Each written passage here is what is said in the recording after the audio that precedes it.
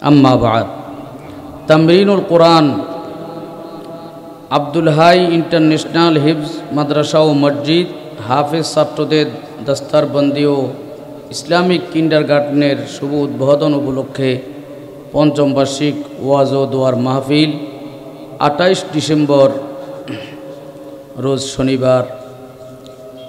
আলহামদুলিল্লাহ, মাহফিলে উপস্থিত আছেন অত্র মাদ্রাসা ও মসজিদের সম্মানিত মোতাওয়াল্লি আলহাজ রফিকুল ইসলাম মানিক সাহেব এবং উপস্থিত আছেন প্রধান অতিথি বীর মুক্তিযোদ্ধা আলহাজ আনিসুর রহমান বাদল সাহেব এবং আলহামদুলিল্লাহ আমাদের মাঝে চলে এসেছেন। এই কয়েক মিনিটের মধ্যেই চলে আসবেন, 15-20 মিনিটের মধ্যেই চলে আসবেন স্টেজে প্রধান আলোচক আন্তর্জাতিক হাফেজ মাওলানা ইসমাইল বুখারী কাশিয়ানি দামাত বারাকাতুহুম। আরও অনেক উলামায়ে কেরাম বয়ান করেছেন। এই বাগান যার আহ্বানে আমাদের মানিক ভাই সহ ওনারা এখানে জায়গা দিয়ে এই বাগানকে সাজিয়েছেন, যার সঙ্গে এবং যার পরামর্শে তিনি হলেন হাফেজ ইসমাইল শেখ সাহেব দামাত বারাকাতুহুম। বহু আগ থেকেই তার একটা পরিকল্পনা ছিল, সেটা আল্লাহ এখানে কবুল করেছেন। আল্লাহ তাআলা যারা তার আহ্বানে সাড়া দিয়ে এই মসজিদ মাদ্রাসায় জায়গা দিয়েছেন, ভবনের জন্য বিভিন্ন ধরনের সহযোগিতা করেছেন, প্রত্যেককে আল্লাহ ভরপুর কামিয়াবি দান করুন তাদের তিজারত ব্যবসায়, তাদের জীবনে। সকলে বলি আমিন। আমি সংক্ষেপে একটা হাদিসের গল্প শোনাবো এবং এই গল্পের বিষয়বস্তু নিয়ে সংক্ষেপে একটু কথা বলবো। বিষয়টা অত্যন্ত গুরুত্বপূর্ণ। সেই বিষয়টা হলো মায়েদের জান্নাত পাওয়ার সহজ আমল। আমাদের মা, খালা, দাদি, নানি যারা মাস্তুরাত ঘরের মধ্যে থাকেন, তাদের জান্নাত পাওয়ার একটা সহজ আমল, এ নিয়ে ওয়াজ করব আমি। আল্লাহ তাআলা তার পবিত্র জান্নাত দেওয়ার জন্য, পবিত্র জান্নাতের মালিক বানানোর জন্য অনেক ব্যবস্থাপনা রেখেছেন, অনেক তরিকা রেখেছেন, অনেক পথ উপায় রেখেছেন। পুরুষদের এবং মহিলাদের প্রত্যেকের যৌথ কিছু পথ উপায় আছে, যে পথ উপায় অবলম্বন করলে প্রত্যেকে জান্নাতে যেতে পারবে। আবার প্রত্যেকের আলাদা কিছু উপায় আছে, যেগুলো প্রত্যেকে নিজ নিজ অবস্থান থেকে গ্রহণ করবে তো আল্লাহ তাআলা তাদের সবাইকে জান্নাত দান করবে। তার মধ্যে মা বোনদের মধ্যে যেই গুণটা খুব অভাব, অথচ এটা আল্লাহর পছন্দ, সেই গুণ নিয়ে একটু কথা বলতে চাই। কারণ মা বোনদেরকে আমরা আলাদা পাই না। সেই গুণটা হলো স্বামীর মেজাজ রক্ষা করে ঘর সংসার করা। স্বামীর মেজাজ রক্ষা করে ঘর সংসার করা, এটা আল্লাহর পছন্দের গুণ। একটি হাদিসের মধ্যে রাসূল সাল্লাল্লাহু আলাইহি সাল্লাম বলেন, প্রসিদ্ধ হাদিস, আল মারআতু ইজা সাল্লাত খামসাহা, তার একটা অংশ, ওয়া আতাআত বালাহা দাখালাত বিআইয়ি বাবিম মিন আবওয়াবিল জান্নাহ। চারটা আমল যে মায়েরা, যে মাস্তুরাত, যে মহিলা এহতেমামের সাথে করবে, আল্লাহ হাসরের ময়দানে বলবে জান্নাতের সবগুলো গেট তোমার জন্য খুলে দেওয়া হলো, যেটা দিয়ে ইচ্ছা তুমি জান্নাতে ঢুকে যাও। তার মধ্যে একটা হলো ওয়া তাআত বালাহা, যে নারী স্বামীর মেজাজ রক্ষা করেছে, স্বামীর মেজাজ রক্ষা করে চলেছে, এই নারীকে আল্লাহ খুব পছন্দ করে। কেন? কারণ একটা স্বামীর মেজাজ যদি ঠিক না থাকে, তার চোখ ঠিক থাকবে না। ঘরের নারী যদি স্বামীর মেজাজ ঠিক রাখতে পারে, তাহলে তার যৌবন ঠিক থাকবে। আর যদি নারী স্বামীকে খেপিয়ে দেয়, সাধারণ সাধারণ কারণে স্বামীর সাথে রাগ করে থাকে, তাহলে তার যৌবন নষ্ট হবে, চোখের খেয়ানত হবে, তার যৌবনের মধ্যে বিভিন্ন ধরনের আমানতদারিতার অভাব হবে। আমানতদারি শুধু অর্থ সম্পদের আমানতদারি নয়, যৌবনও আমানত, ইমানও আমানত, সব কিছুই আমানত। আল্লাহর পুরা শরীয়ত এটা উম্মার কাছে আমানত। আমরা আমানত মানে মনে করি শুধু অর্থ সম্পদের আমানত। তাবলীগ একটা আমানত। এই কারণে ওলামায়ে কেরাম সোচ্চার। কেন তাবলীগের মধ্যে খেয়ানত করছেন সাদ সাহেব এবং তার অনুসারীরা? এই কারণে ওলামায়ে কেরাম সোচ্চার। কোনো পক্ষ বিপক্ষের ব্যাপার না, ঈমান আমলের ব্যাপার। ঠিক যত ধরনের অন্যায় অবিচার ব্যভিচার আছে এগুলোর ব্যাপারে ওলামায়ে কেরাম কেন সোচ্চার? এখানে কোনো ব্যক্তির পাওয়ার, ব্যক্তির প্রভাব খাটানো নয়, বরং এটা আমানতদারিতার ব্যাপার। পুরা শরীয়ত এটা আল্লাহর একটা আমানত। এটা আমানত। যৌবন একটা আমানত, শাবাব যৌবন এটা একটা আল্লাহর আমানত। এই আমানতটা আল্লাহ আমাদেরকে দিয়েছেন পরীক্ষা করার জন্য। আমরা কারা জান্নাতে হুর গেলমান পাওয়ার উপযুক্ত সেটা পরীক্ষা করার জন্য এই আমানত আল্লাহ আমাদেরকে দিয়েছেন। কারা জান্নাতের আবাদুল আবাদ, সেই বিশাল জগতে কারা কারা হুরদের সাথে বিয়ে আবদ্ধ হয়ে সেই আনন্দময় জীবন যাপন করার উপযুক্ত, এটা পরীক্ষা করার জন্য আল্লাহ দুনিয়াতে এই যৌবন দিয়েছেন আমাদেরকে। এটা আল্লাহর নেয়ামত। আল্লাহ না দিলে এটা হয় না। এজন্য এর বিধি নিষেধ আছে। জীবজন্তুরও যৌবন আছে, মানুষেরও যৌবন আছে। আকাশ জমিনে তফাৎ।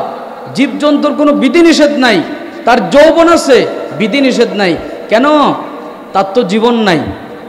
তার আছে এই দুনিয়ার ক্ষণস্থায়ী জিন্দিগি। জীবন যাকে বলে, কোরআন যাকে হায়াতি বলেছে, আসল জীবন যাকে বলে, সেই জীবন তার নাই। মৃত্যুর পরে তার জীবন আর নাই।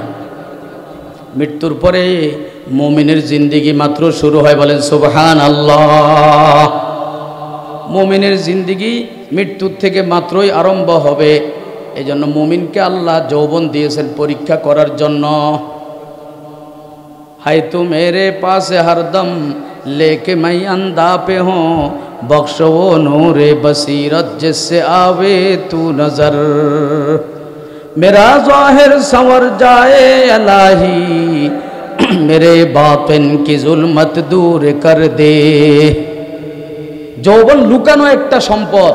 হাজি আমদাদুল্লাহ আল্লাহর কাছে দোয়া করে, বিহক্কে হাজিয়ে ইমদাদে আল্লাহ এলাহি হামকো ইমদাদো আতা দে। এটা লুকানো একটা সম্পদ। এই জন্য দোয়া করতেছে, মেরা জাহির সাওয়ার যায় এলাহি মেরে বাতিন কি জুলমত দূর কর দে। আমার বাতিনে যে লুকায়িত এক সম্পদ আছে যৌবন, আল্লাহ এই যৌবনকে তুমি হেফাজত করো। এই যৌবন বিশাল নেয়ামত আল্লাহর। তো স্বামীর, পুরুষের যৌবন রক্ষার জন্য স্ত্রীর কৌশল খুব জরুরি।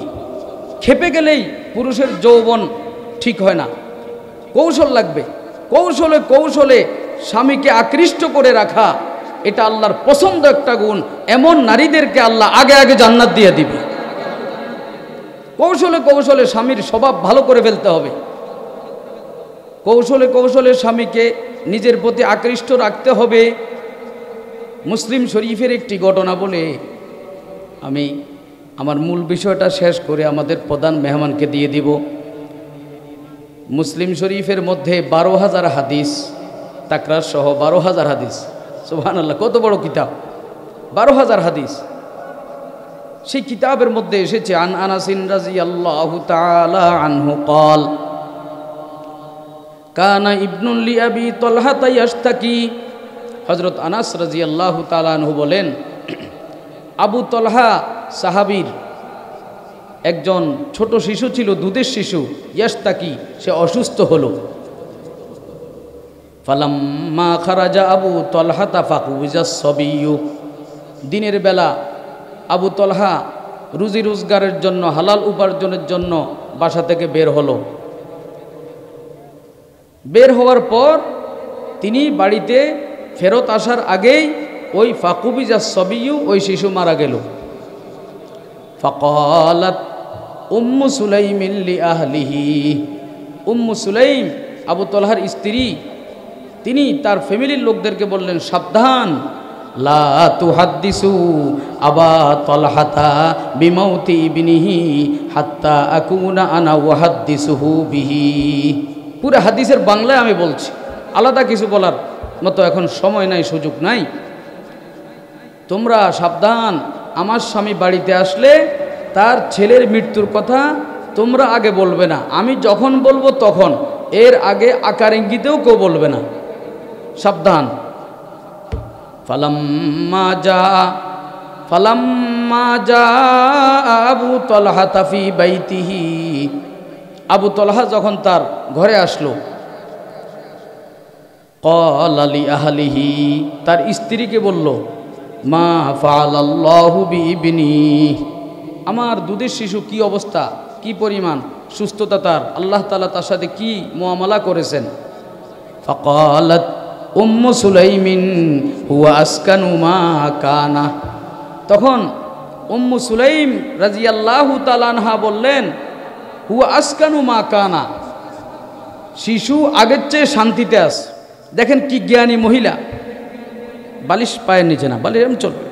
হুয়া আসকানু মা কানা, শিশু কি আগের চেয়ে শান্তিতে আছে, অথচ শিশু কি গিয়েছে, মারা গেছে, আর স্ত্রী বলতেছে শিশু আগের চেয়ে শান্তিতে আছে। তো কিভাবে জায়েজ? পুরাই জায়েজ, কারণ সে তো আল্লাহর কাছে চলে গেছে, আর আখিরাতে আল্লাহর কাছে গেলে কেউ কি অশান্তি আছে? শিশু তো জান্নাতি। এটা হলো মহিলার উদ্দেশ্য, কিন্তু মহিলা খুলে বলে নাই। আর তার স্বামী বুঝছে আমার ছেলে সুস্থ হয়ে গেছে। কথাটা বুঝেন নাই? মজার ওয়াকিয়া, খুব সংক্ষিপ্ত ওয়াকিয়া, দেখবেন এই হুট করে শেষ হয়ে যাবে। হুয়া আসকানু মা কানা, সুস্থ, আগের চেয়ে শান্তিতে আছে। সুস্থ বলে নাই, কি বলছে বলেন? আমাদের তাকান, কি বলছে? আগের চেয়ে কি আছে? শান্তিতে আছে। হুয়া আসকানু মা কানা।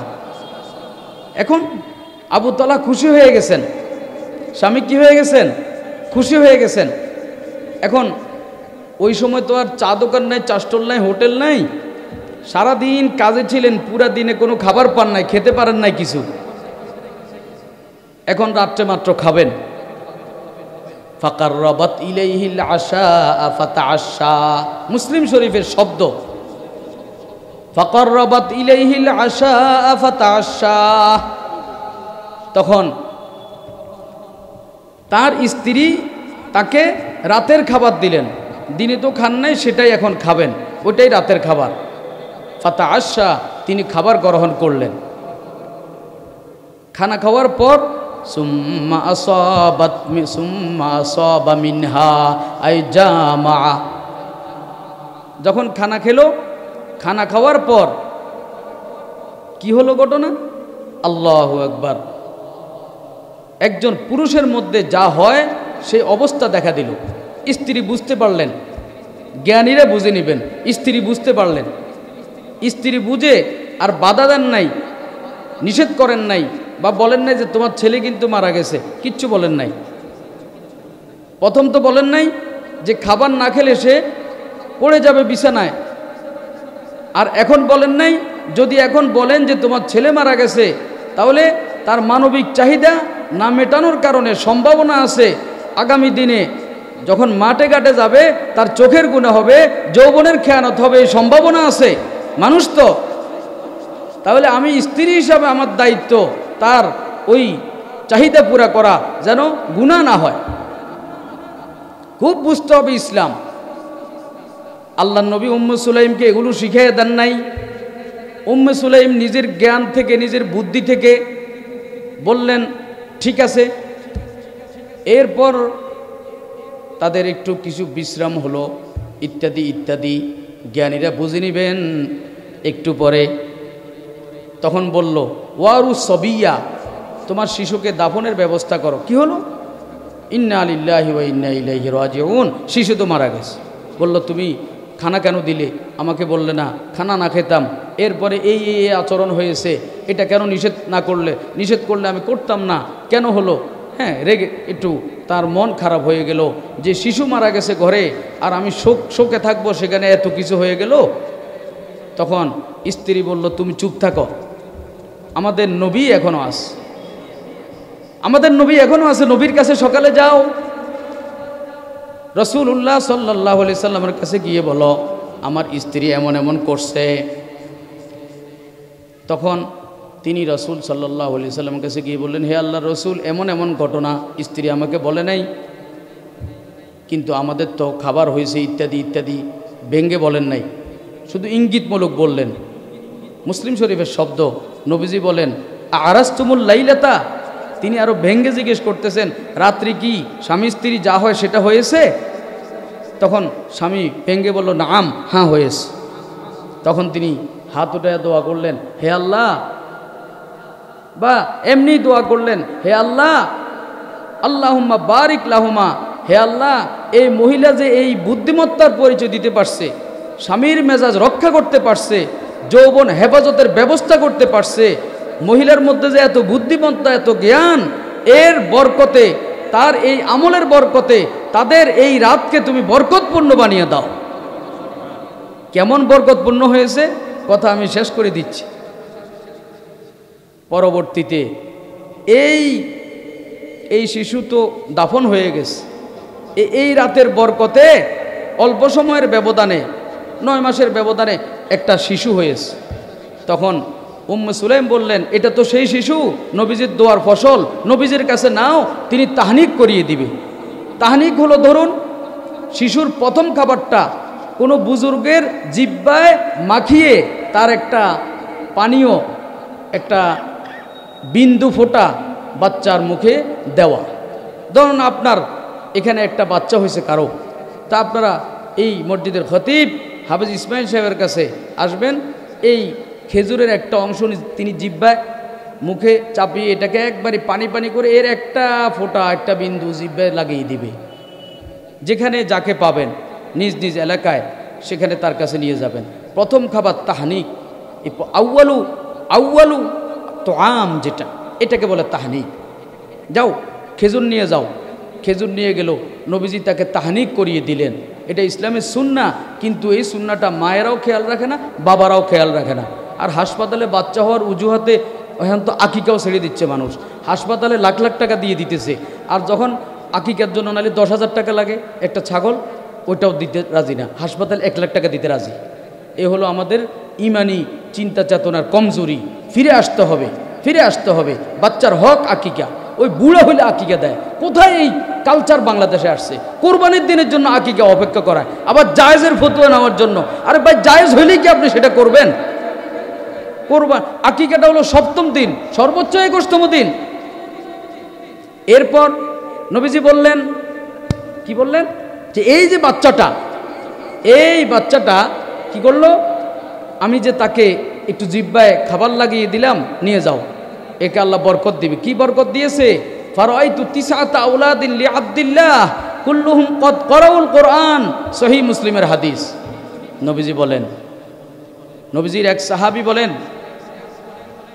সাহাবী আনসারী সাহাবা বলেন, ফারাইতু তিসআতা আওলাদিন লিআবদিল্লাহ, এই যেই শিশু মানে আবু তালহার ছেলে যে আব্দুল্লাহ, এই আব্দুল্লাহর ঘরে 9 জন ছেলে হয়েছে, 9 জন সন্তান হয়েছে। ফারাইতু তিসআতা আওলাদিন লিআবদিল্লাহ, 9 জন সন্তান হয়েছে তার ঘরে, মানে ওই মহিলা যিনি বুদ্ধিমত্তার পরিচয় দিয়েছিলেন তার নাতি হয়েছে 9 জন আব্দুল্লাহর ঘরে। কুল্লুহুম কদ করাউল কোরআন, এই হলো আজকে তামরিনুল কোরআন। কুল্লুহুম কদ করাউল কোরআন, কুল্লুহুম কদ করাউল কোরআন, এই 9 জনের প্রত্যেকে হাফেজ আলেম, মাহের দক্ষ আলেম, হাফেজে কোরআন হয়েছে। সুবহানাল্লাহ বলেন। কিসের বরকতে? মা বাবার বরকতে, মায়ের বরকতে। বাস, আমার 2টা ওয়াজ। একটা কথা হলো, মায়েরা আপনাদের বুদ্ধিমত্তায় একটা দিনদার ফ্যামিলি কায়েম হতে পারে, এই ঘটনা থেকে আপনারা শিক্ষা গ্রহণ করুন। 2, 9 জন সন্তানের প্রত্যেকেই কুল্লুহুম কদ করাউল কোরআন, তারা হাফেজে কোরআন হয়েছে। অতএব বুঝা গেল মায়েরা বাবারা যদি সোচ্চার হয় তাহলে সম্ভব তাদের ঘরে কোরআনওয়ালা আল্লাহর দিনওয়ালা সন্তান পয়দা হওয়া। প্রত্যেকটা সন্তান হাফেজে কোরআন হয়েছে। আজকে এই তামরিনুল কোরআন ইন্টারন্যাশনাল যেটা হচ্ছে আব্দুল্লাহি ইন্টারন্যাশনাল হিফজ মাদ্রাসা ও মসজিদে আমরা দেখেছি গত বছরও এখানে পাগড়ি দেওয়া হয়েছে, এর আগেও দেওয়া হয়েছে, আজকেও পাগড়ি দেওয়া হবে। বড় বৈশিষ্ট্য হলো আমাদের হাফেজ সাহেব, আমি যেটা করেছিলাম যে মা বাবা শিক্ষক সবাইকে এই যে 18তে মামুল হক সাহেব সহ ওখানে আব্দুল মালিক সাহেব হুজুর সহ এখানে উনি 30 জনকে আজকে পাগড়ি দিবে। মানে যত হাফেজকে পাগড়ি দিবে তাদের বাবা, তাদের শিক্ষক এবং আমার ধারণা কি মাস্তুরাতও না, হাফেজ সাহেব হুজুর মাস্তুরাত আছে না? হ্যাঁ হ্যাঁ, সকলকে এখানে পাগড়ি দেওয়া হবে। আর মাস্তুরাতদেরকে তাদের মতো করে। কেন? কারণ কিয়ামতের দিন মুকুট কাকে পরাবে? কাকে? মা বাবাকে। তো হাফেজকে পরাবে না? হ্যাঁ, আচ্ছা মা বাবাকে যদি পড়ায় তাহলে হাফেজ, ওই যে হাফেজ সাহেব তাকে এই মাদ্রাসায় হেফজ পড়াইছে তাকে কি পাগড়ি পরাইতে হবে না? হ্যাঁ, আচ্ছা ওই শিক্ষককে যদি পাগড়ি পরায় তাহলে এই মাদ্রাসার যিনি মুহতামিম ওনাকে পাগড়ি পরাবে না? আচ্ছা ওনাকে যদি পাগড়ি পরায় তাহলে ওই মাদ্রাসা মসজিদে যে জায়গা দিছে, বিল্ডিং করে দিয়েছে তাদেরকে পরাবে না? তো কিয়ামতের দিনে একজনকে পরাবে কোথায় আস? সবাইকে পরাবে। কিন্তু শর্ত হলো হাফেজে কোরআন, আলেম, শরীয়তের হালাল হারাম বুঝে আমল করে কোরআনকে হেফজ করে মরতে হবে, তখন সুপারিশ করতে পারবে। কেবল হাফেজ হলেই সুপারিশ করতে পারবে না। এই জন্য আজকে যারা তামরিনুল কোরআন হাফেজ হয়েছে মা বাবাকে বলবো আলেম বানানোর জন্য পাক্কা পুখতা ইরাদা করেন। তৈয়ার আছে কিনা ইনশাআল্লাহ?